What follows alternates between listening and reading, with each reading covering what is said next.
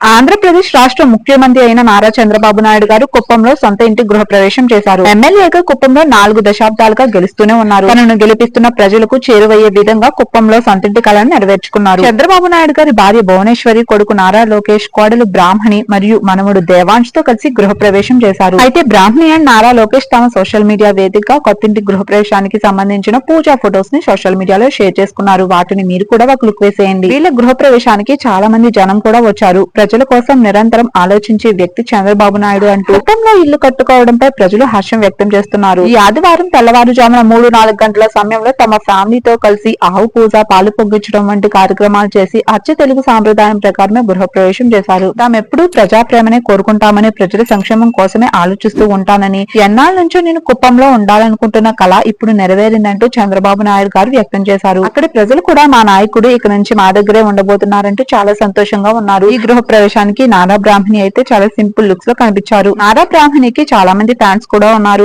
Recent గానే తను social మీడియాలో కూడా ఈ మధ్య ఎక్కువగా కనిపిస్తున్నారు. మరి వీళ్ళ గృహ ప్రవేశానికి సంబంధించిన ఫొటోస్ చూసిన తర్వాత మీకేమనిపించిందో కామెంట్ లో మీ అభిప్రాయాన్ని తెలిపి ఈ వీడియోని లైక్ చేసి సెలబ్రిటీస్ కి సంబంధించిన అఫీషియల్ అప్డేట్స్ ని మీరు మిస్ కాకుండా ఉండాలంటే మన ఛానల్ సబ్స్క్రైబ్ చేసుకుని పక్కన ఉన్న బెల్ ఐకాన్ ని యాక్టివేట్ చేసుకోండి.